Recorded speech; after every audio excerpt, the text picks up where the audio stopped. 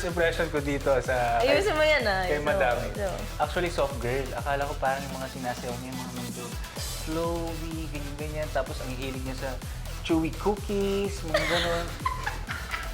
Di ba? Tapos nung nakasama ko siya sa rehearsal sa sayaw, parang medyo na ano ako, natamaan yung ego ko. Sabi ko, parang mas powerful to sa akin sumayaw. Iba yung power niya. Na hindi lang para siya yung pang mga medyo cute-cute na girly group na ganyan. Kundi yung pag dinaan mo siya sa hip-hop, iba yung power, nandun yung ano niya, yung disiplinado siya sa bawat sayaw. For sure, kayo guys, comment down below, alam niyo yan, na medyo parang soft girl pero hindi. Ano to? Atapang na tao to.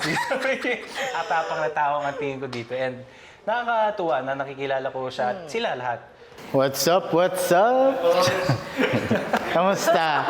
Kamusta? Excited ba kayo? Yes, very. Mukha naman. Pero ang fresh niya, no? Solid. Pero sana hanggang mamaya fresh tayo, no? Okay. So, you know me naman, I'm Coach LA. I'm very glad that you guys napunta sa akin ngayong episode. Dahil ang episode na to, ang style nyo ay hip-hop. Ako naman.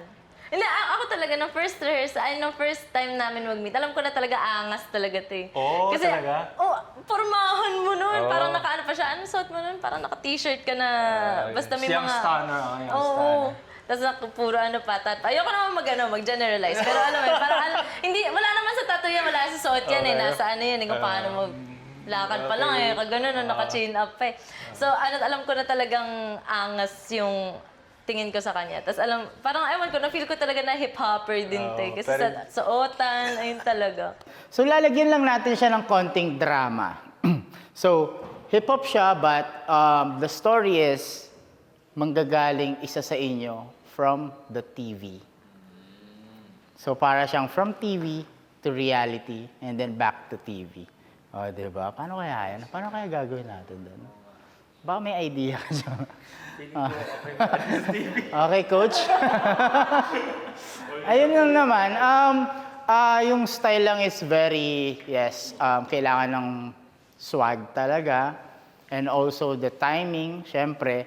And feeling ko the endurance, ang pinakakailangan natin. Kasi mataas yung music natin. Yes, mataas talaga siya. Okay, ready na kayo? Pero ano talaga? Pero hindi niya alam soft boy pala kang, no? Oo, parang siya, mas ano to, mas soft boy to kaysa sa akin, actually. Parang yung ano niya, alam mo yung inner self niya, hindi as ano. Yan ang gusto ko sa'yo. Hindi as strong, parang yung postura lang niya yung strong, pero ano siya talaga, with his emotions. Sobrang aware talaga siya sa emotions niya na nagulat ako na parang, oh. Okay, so mas kailangan ko from hips hanggang upper body talaga.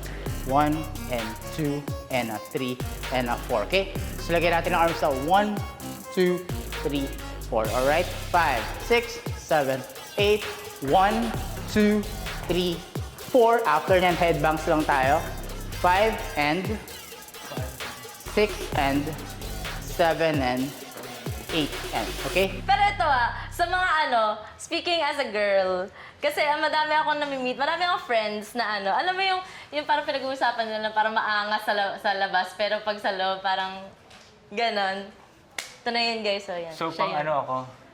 Pang novel series. Habulin ka ba ng babae? Hindi. Weh. Lonely boy, ano ako, torpe, lonely boy, ano ako, Sabi ko good sa boy. inyo, soft boy.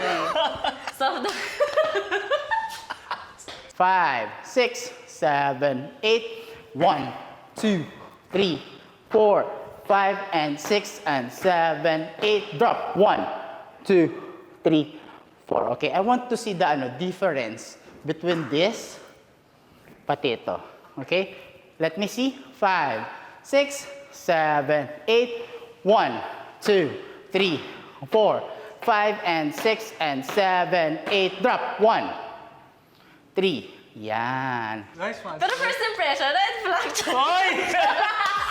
Joke lang. Uy, hindi naman. Grabe. Hindi, kasi first, kasi alam mo yung mga ganong galaw, yung ganon, alam mo yung akala mo, bubulihin ka eh. Oh, hindi.